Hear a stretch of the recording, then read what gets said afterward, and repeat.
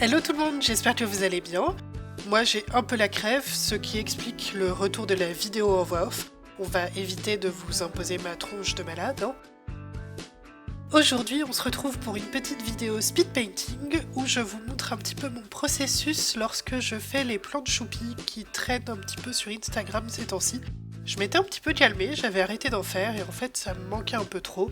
Donc du coup voici le retour des plantes vertes mignonnes. Parce que oui, je parle à mes plantes. Et en plus elles me répondent maintenant. Alors j'ai décidé cette fois de vous montrer un peu tout mon processus, donc du coup ici le crayonné. Alors là je crayonne directement sur le papier aquarelle, mais en temps normal c'est pas forcément ce que je fais. Là j'avais juste envie d'aller un petit peu plus vite que d'habitude. Généralement je fais mon crayonné sur un carnet à part, je le scanne et après je le reproduis sur mon papier aquarelle, comme ça évite de gommer sur le papier aquarelle. Ce qui a tendance à écraser un peu les fibres du papier et à rendre après l'application de la peinture un petit peu plus difficile. Mais là j'avais une idée précise de ce que je voulais faire, donc du coup j'ai pas beaucoup gommé. Une fois que mon crayonné est terminé, je repasse tout ça avec un feutre calibré de diamètre 0,2 je crois. Cela me permet d'avoir un trait bien régulier, et vu que je suis pas forcément très douée avec les pleins et les déliés, ça me permet de bien contrôler mon trait.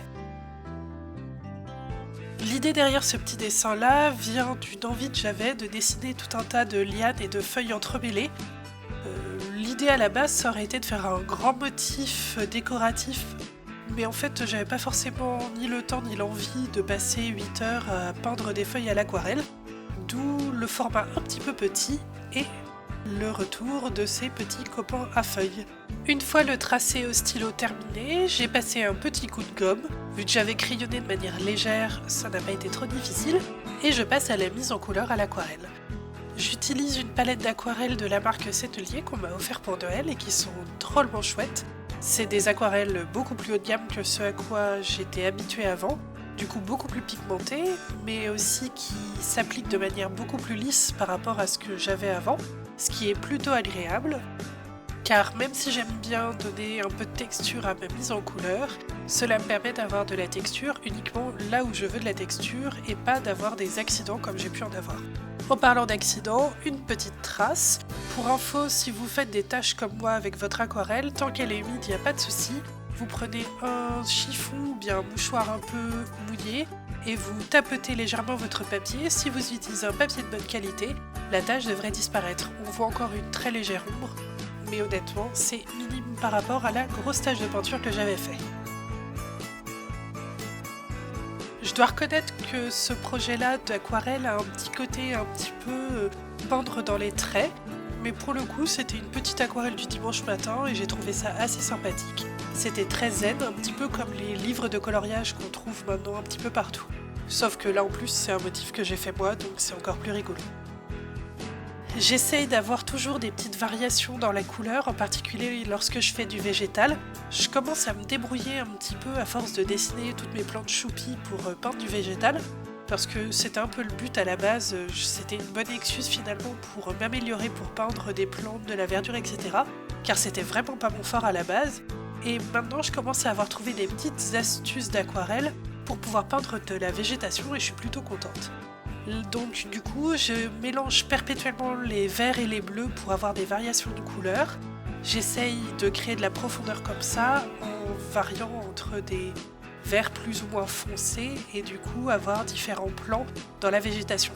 Là vous voyez que j'ai fait un premier plan vert bleuté, après un second plan avec toutes les petites feuilles qui est un peu plus vert sapin, un petit peu plus sombre. Et une fois que j'aurai fait le tronc, je vais laisser sécher tout ça et passer à l'arrière-plan que je vais faire dans un gris-vert beaucoup plus foncé. Il s'agira, comme je suis en train de le faire là, de finalement remplir l'espace entre les feuilles avec une couleur qui va avoir des petites variations mais qui sera globalement beaucoup plus foncée que celle des feuilles afin de créer de la profondeur. Généralement, j'essaye de laisser un maximum de blanc du papier là où j'ai besoin d'avoir des points de lumière.